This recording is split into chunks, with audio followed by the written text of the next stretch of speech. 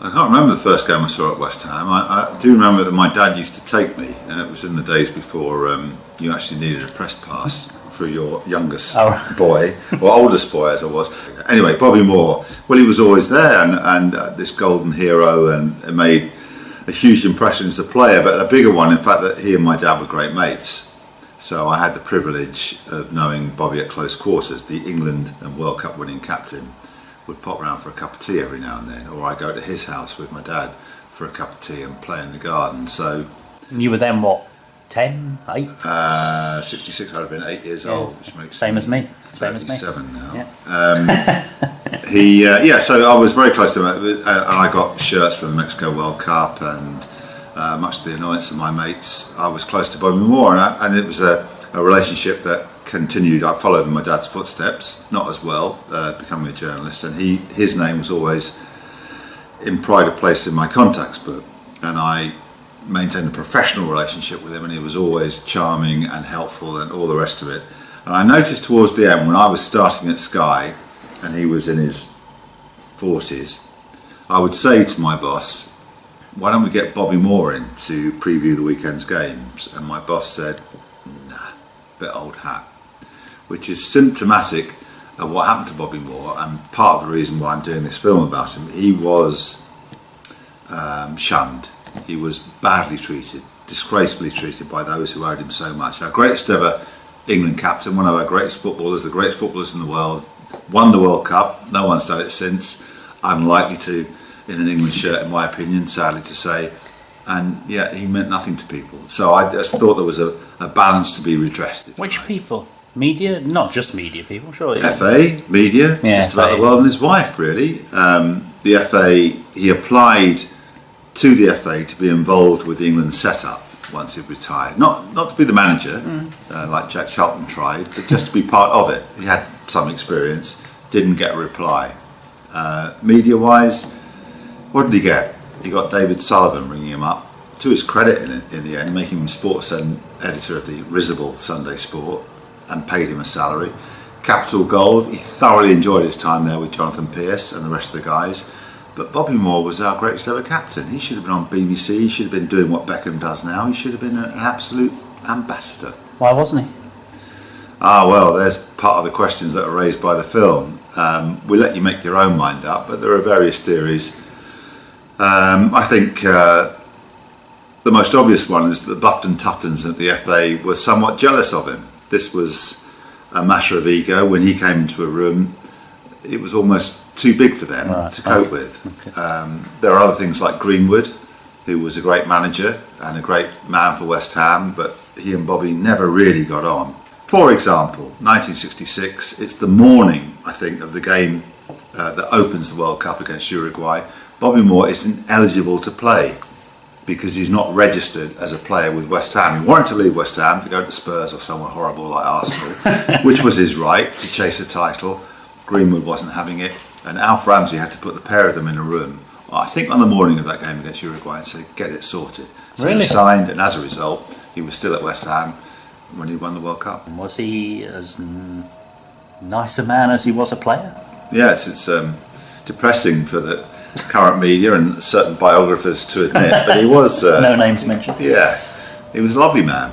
So no long or short to it. No agenda, no second person, no hidden person? No, I don't think there was. I think he was a nice guy. He took his responsibilities very seriously. He was the England captain on and off the pitch. He liked privacy, if you could get away with it, but if somebody bothered him for an autograph or a conversation about what was wrong with English football, he would always politely talk to them. He liked to drink, he liked to socialise, he liked big characters. He was drawn to big characters. The Tarbucks of this world, right. Kenny Lynch's. He met Frank Sinatra once, which was a career highlight for him. Right. He admitted later that Frank Sinatra didn't have a clue who he was. He, as I say, he had this defence, he had this barrier, and if you want to go deeply into the psyche of Bobby Moore, you have to go and watch the film. But he never opened up to anybody, to his detriment, I think, because he had to contain so much. The only people he ever spoke to were the two women he married, and I regard it as something of a triumph to have got both of them to talk to us and in very open fashion. Within 2 weeks we'd got Pele, I spoke to his people and they said, we'll speak to him, and they came straight to me and said he wants to do it. Great. Didn't charge. Tremendous. He gave us his time freely, and in fact we've done him twice. Well, we spoke about the shirt exchange. Of course. And people had asked him, and he said no, he's kept holding it back, and he said, I don't know why I'm giving you my shirt, because you've made my life harder than anybody else has, because obviously Bobby had a great game. Yeah. There was a mutual respect. I did ask him that, you've come on to be what you are now, an ambassador, a very wealthy man, still world renowned and respected, and it never really happened for Bobby. I don't think he was being flippant when he said Bobby never scored goals. If you're a striker, you get the praise. That, I suppose it's a glib response, part of it, but there are more reasons that anger me as to why he never got the respect he deserved. Got it in death, a bit too late then. We got Wayne Rooney, Roy Hodgson, Ray Davies of the Kinks, George Cohen, Jeff Hurst. Would have got Jimmy, bless him, but 2 days before we were Jimmy Greaves, he had the stroke, and get well soon, Jim.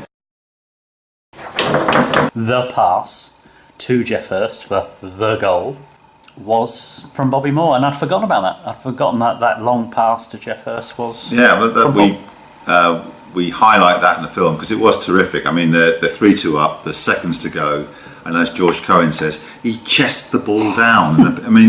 And as Jeff Hurst says, it was a Sunday morning game, just as he would do in a Sunday morning. It's the World Cup final, we're seconds away from it, he chests it down, he could have given it to Cohen, he doesn't, he looks up, sees Hurst, pinpoint pass, Hurst says, it took an age to get to me, that's all I remember, and then I ran onto it, and I thought, right, he actually thought this before he hit it. One, if I belt this and it goes over the sandpit and into the stands, it'll take the ball boy so long to get it back that he'll blow his whistle. And as you know, I hit it with my wrong foot and it went in the back of the net. He didn't even know, actually, such was the tumult, Jeff Hurst, that he'd scored a goal, because all he saw was the referee blowing up and didn't even know if he'd crossed the line. Will the film tell my generation, our generation, anything I didn't know about Bobby Moore? And what about the young ones? What about the ones who, old farts like us talk about 66 and that incredible day? Is 20-somethings going to go and see a film about Bobby Moore? I don't know. It's a good question, Vern. Not like you. It's a good question. We've had to keep in mind to that the people maybe coming to this, they may be football fans, but they're into retro. The young football fans now are into what happened before they were born. They are. Yeah, well, I hope so. But we have to educate in a way. It sounds pompous, but we have to imagine that some people might not know what's going on. Those that our age who knew what went on will enjoy revisiting it, and I think we'll find out a few things, which is a bonus. Good. Good. And also, the premise has been to make it a story that would appeal in the Senna mode, which was terrific, to people who know nothing or care nothing about sport, but would appreciate a human story about a hero who had deficiencies, who faced ups and faced downs. And I would argue that the emotional side of this is one of the big draws. I mean, I was amazed to hear the wives talking, to hear various people like Jonathan Pearce talking. There are tears involved. Yes. There are downs as well as ups, and it's quite an emotional journey.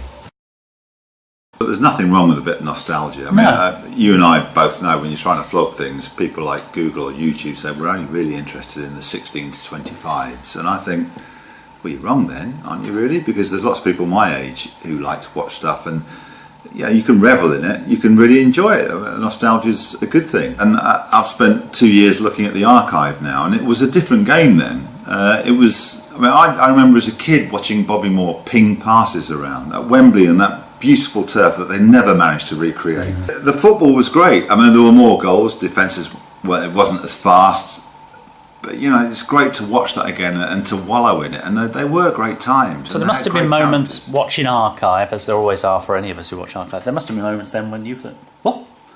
When you thought, I don't remember that, or... There was one bit, we've got 4 different angles of the World Cup, which make the World Cup footage terrific, because you can edit all that together, and that's literally something you haven't seen before. And we dug up a goal that Bobby Moore scored. Jeff Hurst goes up in the area, clatters the keeper, or gets clattered by the keeper, he says the latter, and the referee blows up, and Moro turns up from outside the penalty area and just angrily whacks it into the top corner. And Jeff Hurst had forgotten that bit, so we had to show him the footage, and then he commentated over it like a natural. So there's all sorts of stuff like that.